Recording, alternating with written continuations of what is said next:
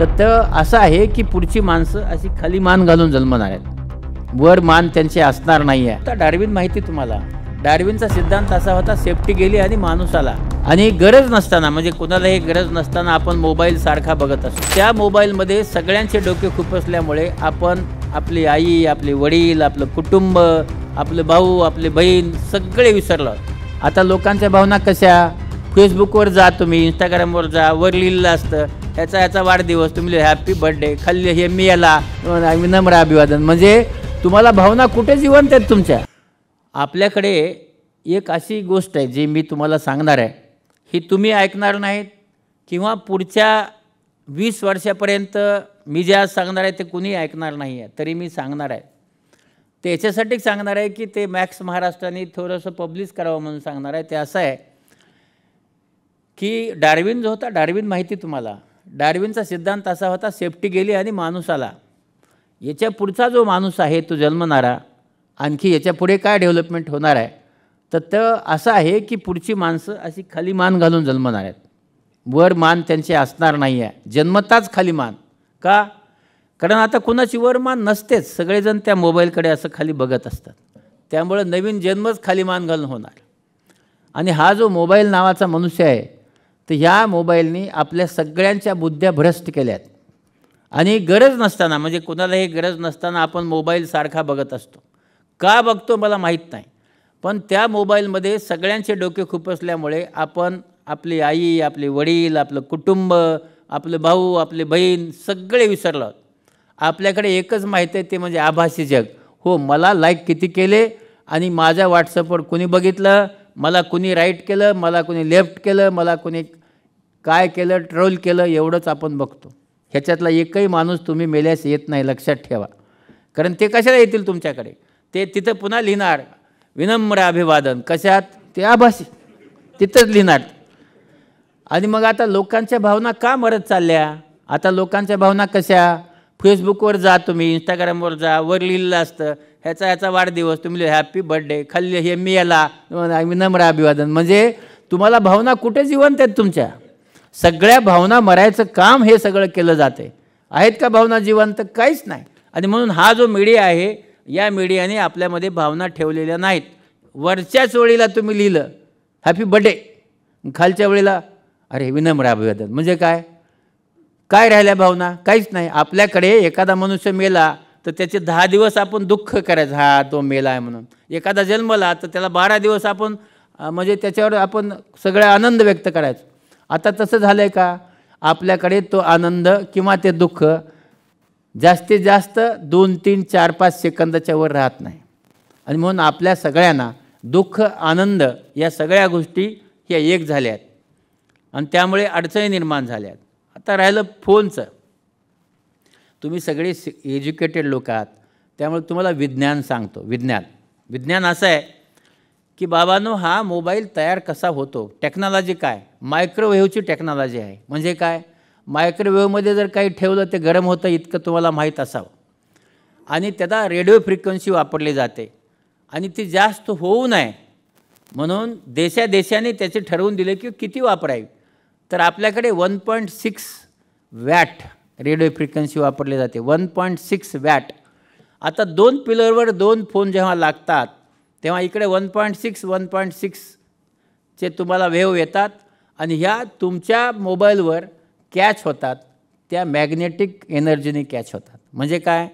Microwave technology, radio frequency wave आणि मॅग्नेटिकच्या वेव्हनी त्याला घेतलं जातं आणि मग ते तुमच्यापर्यंत येतो. म्हणजे काय होतं?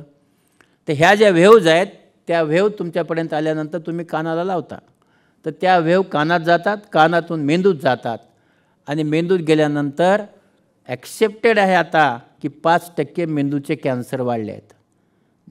जी लोक फार जास्त मोबाईल वापरतात, ज्यांचा मोबाईल 10 तासापेक्षा जास्त त्यांचा स्क्रीन टाईम असतो, अशा लोकांना आता 5% लोकांना कॅन्सर होतो आहे. हळूहळू कान गरम होतो, तुमचा कान दुखतो तरी तुम्ही फोन ऐकताच. त्यानंतर डोळे, आपल्याकडे आपले डोळे कोरडे पडत आहेत आणि हे कोरडे पडत असतानाच चष्म्याचे नंबर वाढत आहेत. आतापर्यंत -12, -15 चष्म्याचे नंबर व्हायचे. आता -31 -32 होतात. का? कारण 20व्या वर्षी चष्म्याचा नंबर वाढणे आता थांबत नाही. आता कितीही वर्षाचा तो चष्म्याचा नंबर वाढत चाललेला आहे. का? ब्ल्यू लाईटमुळे. आपल्या ह्याच्यामध्ये त्या मोबाईलला स्पाझम निर्माण होतो आणि मायनस नंबर आपले वाढत चालले आहेत, कायमचे वाढत चालले आहेत. पण आपण त्याला काही करत नाही आहे. त्याचबरोबर आता आपण इथंही ठेवतो, कमरेला लावतो, आपली किडनी खराब होते, हृदय खराब होतं. बसून बसून सगळ्यांचे गुडघे दुखत आहेत.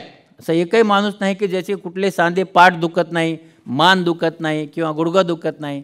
कारण हे सांधे खूप दुखतात, ते आपण त्या सांध्याकडे लक्ष पण देत नाही. कारण हे सांधे दुखत राहतात आणि तरी आपण लक्ष देत नाही. किडनी खराब होत असताना असं म्हणतात की आपलं जे स्पर्म काउंट आहे ते पण कमी होत चालले, नपुसक होत चाललेत लोक सारखा मोबाईल वापरून, पण तरी वापरला जातो. आणि मग हा जो मोबाईल आहे हा वापरल्याचे जे तोटे आहेत हे आपल्या सगळ्या शरीरावर तोटे आहेत. त्याचबरोबर आपला इंटेलिजन्स, आपली जी हुशारी आहे ही एकदम कमी होत चाललेली. आपली झोप जी आहे ही कमी होत चाललेली आहे. आणि दुसरी गोष्ट, दिवसा स्वप्न पडतात. तुम्ही डोळे बंद करा, बंद केल्याबरोबर तुम्हाला काही ना काही दिसायला लागतं. हे झोपीमध्ये उठल्यानंतर एकेकाळी दिसायचं. मग दिवसा स्वप्न का पडतात? कारण आपला जो मेंदू आहे ह्या मेंदूला तुम्ही सारखा मोबाईल बघून झोपूच देत नाही आणि म्हणून त्याला दिवसा स्वप्न पडत आहेत. आणि म्हणून हा जो मोबाईल आहे हा काय करू नये एवढं सांगतो की ह्या मोबाईलच्या ज्या वेव्ज आहेत ह्या 16 ते 18 इंच असतात. म्हणून आपल्या शरीरापासून 16 ते 18 इंच दूर ठेवा. म्हणजे समजा बोलणार असाल तर स्पीकर फोनवर बोला. स्पीकर फोन आहे त्याच्यावर बोला. आपण का बोलत नाही स्पीकर फोनवर? कारण आपला खाजगी बोलायचं असतं, म्हणजे नवऱ्याने ऐकू नये आणि बायकोने ऐकू नये म्हणून आपण कानाला लावून बोलतो. पण स्पीकर फोनवर बोलल्याने आपला त्याच्यापासून काही त्रास होत नाही. किंवा मग ब्लूटूथ लावा, तो लावून फोन दूर ठेवा, ज्याच्यामुळे आपला त्रास होणार नाही. तसंच जेव्हा फोन तुम्ही चार्ज करता तेव्हा ज्या खोलीत झोपता तिथे चार्ज करू नका, ज्याच्यामुळे त्या ज्या वेव्ज आहेत तुमच्या भोवती रात्रभर फिरत राहतील आणि तुमच्या शरीरावर नुकसान होत राहील. बाहेर करा, बाहेर ठेवा फोनला आणि आत जाऊन तुम्ही झोपा. आणि कसा वापरायचा? जी लहान मुलं आहेत 6 वर्षापर्यंतची, त्यांचा मेंदू वाढत असतो, त्यांना 1 मिनिटही फोन देऊ नका. पण आपल्याकडे काय आहे? मुलगा रडत असेल फोन, जेवत नसेल फोन, सिरियल बघायची फोन, काही असेल तर त्याला आपण फोन देतो. आणि त्याच्यामुळं आत्ताची जी पिढी आहे ही अतिशय रागीट होत चालली. तुम्ही जर फोन दिला नाही तर तो मुलगा मारायला सुरू करतो. तुम्ही आई आहे त्याचा विचार तो करत नाही. त्याचं कारण आहे की तो मुलगा रागीट झाला आहे. आणि म्हणून या मुलांच्यामध्ये हे तामस गुण खूप वाढत चालला आहे या मोबाईलमुळे. तो बंद होणं गरजेचं आहे. आणि वयाच्या 6 वर्षापर्यंत 1ही मिनिट मोबाईल देऊ नका. 6 ते 20 वर्षापर्यंत तो मोबाईल तुम्ही 1 तास द्या. आणि 20 वर्षाच्या पुढील लोकांनी 2 तासाच्या वर मोबाईल वापरू नये. असं केल्याने आपलं स्वतःचं जीवन सुधारेल.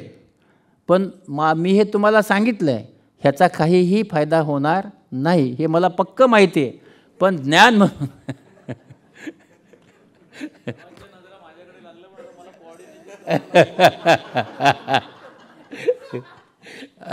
ज्ञान म्हणून हे जे ज्ञान आहे हे ज्ञान म्हणून मी आपला दिलं आहे.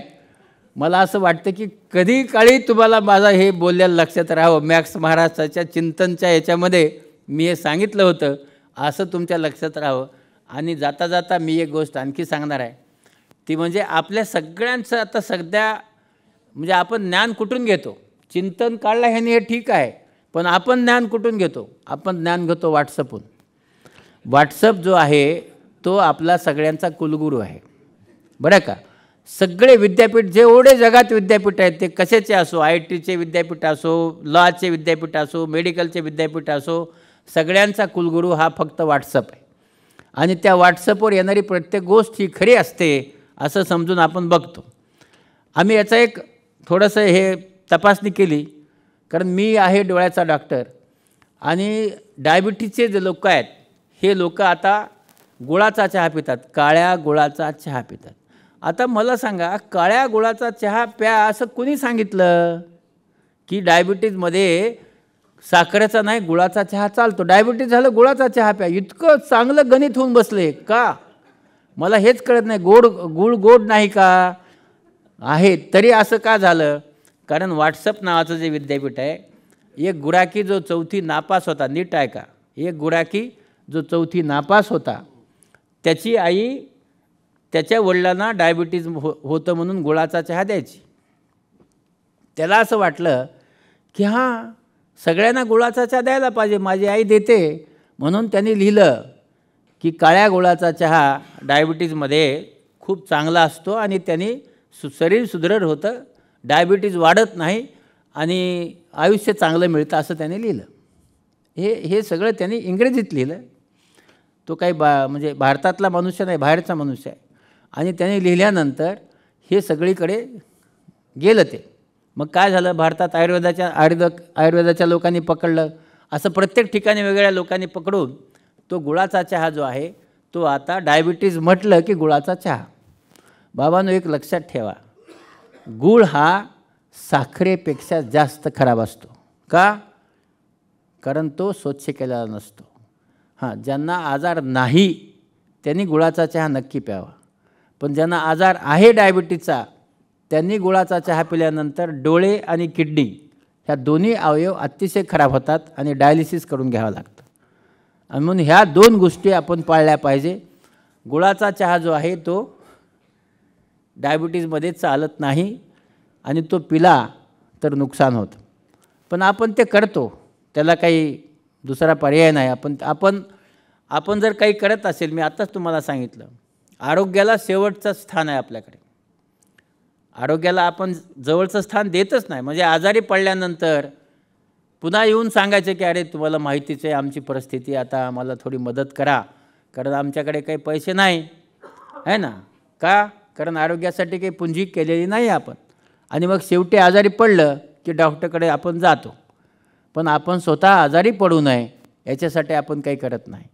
पण मला असं वाटतं की आपण स्वतःची देखील काळजी घेतली पाहिजे. आणि काय काळजी घेतली पाहिजे? काय नाही, एक लहानशी काळजी घ्यायची.